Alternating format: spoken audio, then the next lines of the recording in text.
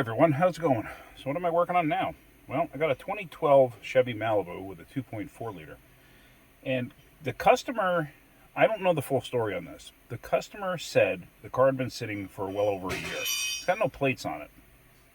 I don't know if they just bought it or what. The last oil change on this was done in 2020, and it was due to be changed at 85,000.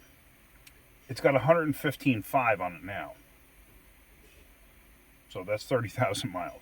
So was oil changed in between? I hope so. Anyway, so they said they had the car running and it had no power and it died out on them. Okay. Well, I started up and I pulled it in the shop and it literally had no power, almost like it was in a limp mode. I got it in the shop and I had it idling for a minute while I hooked up the scanner, and the motor don't sound good. So whether it's got no oil in it or whatever, I don't know. So we're gonna have to check it out. But I got the scanner hooked up because it does have a check engine light. So let's see what the actual codes are. We're gonna do a code scan. So here we go. Let's see what we come up with. Uh-oh.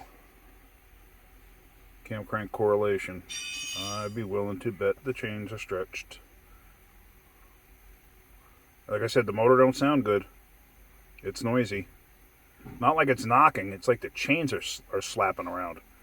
So, but then it's possible if this thing doesn't have any oil in it. That's also a possibility. All right, let me let this finish up the scan and we'll get back to this. All right, so let's just see here. Just out of curiosity, I want to see what the common... Oh, unable to connect. I wonder what's going on there.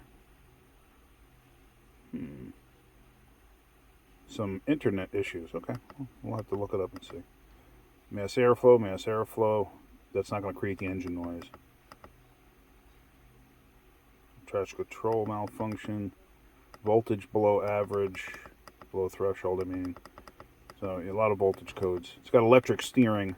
So that's the reason the power steering actually has codes in it. Alright.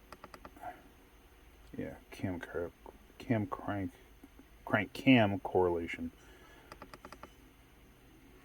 Most of the times when I see that, it's a stretched chain.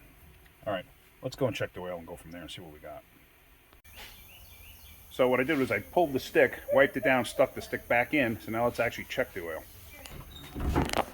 Now let's see what it's actually at. And it's full, but it's grody. It's nasty oil. So, let's start it up and let's listen to it. I got a funny feeling. This thing's got timing chain issues. Question is, why was the car sitting so long?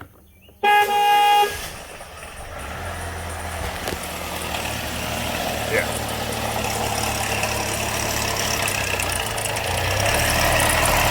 That's chain issues, you hear it?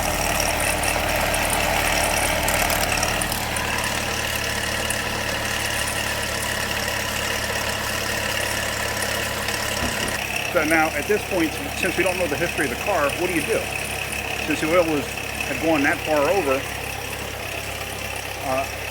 basically lack of maintenance, what do you do? Well, we're going to give it a look over. In all honesty, something like this, I wouldn't just do chains.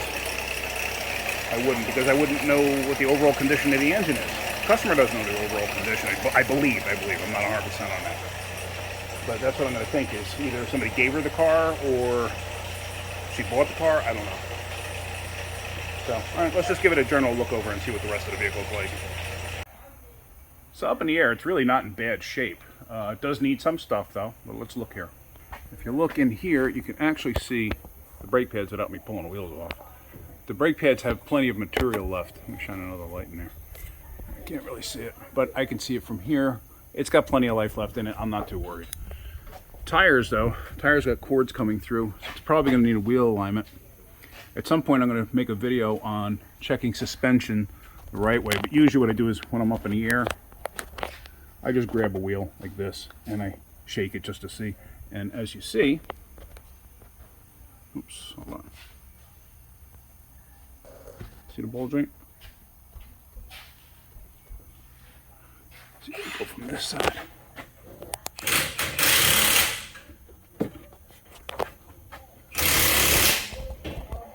It's got a bad bulge right there. That one's tight. Those brakes are okay. This tire's shot. Coming to the back here. I know you guys probably can't see it, but I can see it's got plenty of life left on the brake pads. I'm not too worried about it. Two rear tires are okay. I would get 2 new tires for the front. Brakes themselves are okay. I mean, the car in general is actually in really nice shape. I mean, here it is up in here, but it's in very nice shape. All things considered, I'd say yes, this car is absolutely worth putting a motor into. It's just the fact that we don't know the history of the vehicle, and since we don't know the history of the vehicle, you imagine putting all that labor into doing timing chains and then finding out that it's got other issues with the motor. Not worth it. Absolutely not worth it. For the amount of time, labor, cost, get a used motor. You know, we'll buy a salvage car with low miles on it and just take the drivetrain from that and stick in this. Do a motor and tranny as one unit. Obviously, this thing wasn't maintained very well. So let me let this thing down. So we did just speak to the customer, and it turns out the car was given to them. So, you know what? To me, the interior's in nice shape. The body's in nice shape.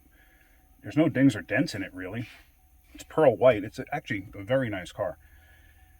I'd say it's definitely worth putting a motor in. Because just to do timing chains, you're talking over $1,000. So at that point, get a motor tranny assembly, throw that in here. I mean, yeah, it's going to be a couple grand easy. But to me, it's just a better way to go. Can you imagine spending, let's just round it off to $1,200. Can you imagine spending $1,200 and then finding out there's something else wrong with the motor? You wouldn't be too happy, would you? So that's the reason that we do stuff like that. Anyway, so we're going to leave it at that. All right, sorry, I got disturbed there for a second. So we're just going to leave it at that. All right. So hopefully you're getting something out of my videos. If you are, hit that like button. If you could, please subscribe. All right, guys, have a great day. Keep wrenching.